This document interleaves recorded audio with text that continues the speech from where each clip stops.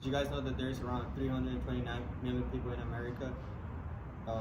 About 23% of all those people engage barely in any physical activity. I think it is important for people to know about this because they gotta know about the benefits that it has.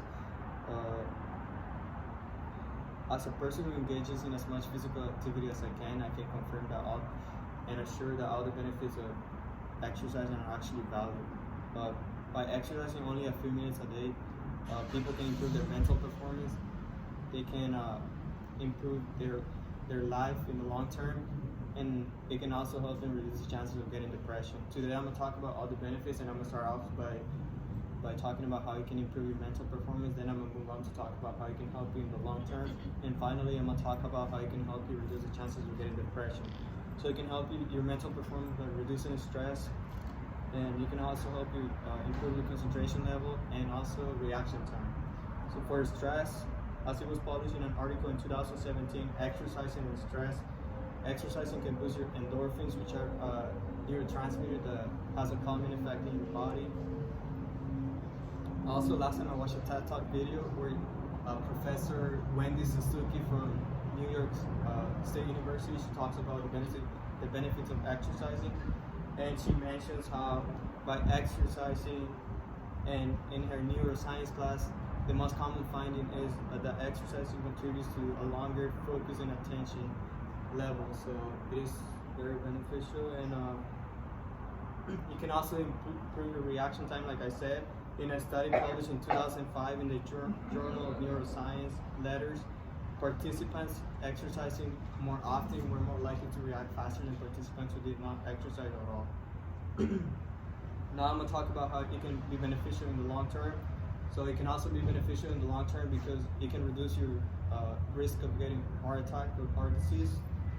As it was published in an article called Physical Activity in the Prevention and Treatment of Coronary Artery Disease by the Journal of American Heart Association, Dr. Efrain Windsor and other doctors explain how there's a reduction of 20% in men and women who engage in physical activities and burn at least 1,100 calories a week than those who don't.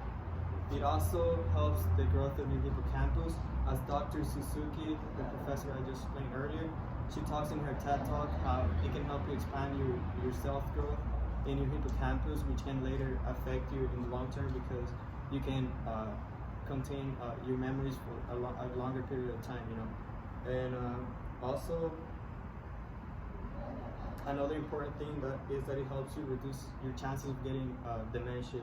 In an article called Exercise is Good for Your Brain, Dementia Risk, published by the Journal of Neurology, it showed that there was a study performing some people, and they were studied for about 40 years, and it showed that people who engage in physical activity during their middle age, they were 90% less likely to develop dementia.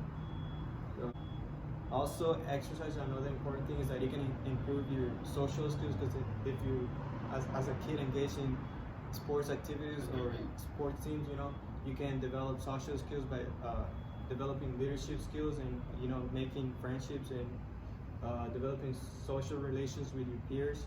And as you grow up, that's going to benefit you in the future because you got to interact with other people. And the last thing I'm going to explain is how exercising can reduce your chances of getting depression. So it can help you reduce the chances of getting depression because it boosts your mood.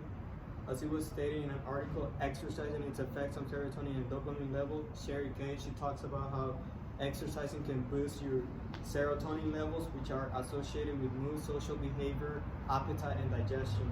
So the more you exercise, the more likely you're to have higher levels of serotonin, which is very important to have a positive behavior. It also boosts your dopamine level, another neurotransmitter in your brain. As Sherry Kay explains, she talks about how dopamine affects movement, emotional response, and ability to feel pressure. And in the long term, it cannot affect you because as you lack these neurotransmitters, you can develop Parkinson's disease, and it affects your movement whenever you have that disease.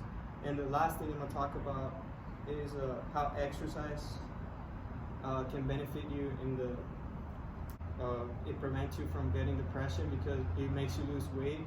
And as it was published in a book called Physical Activity in Children by Noemi B., the author talks about how young people who have a healthy body, they're less likely to be ostracized, ridiculed, or humiliated by their peers, by their appearance. You know, so people who have a healthier body, they're more likely to have a positive self-esteem, and they're more optimistic about their future as well.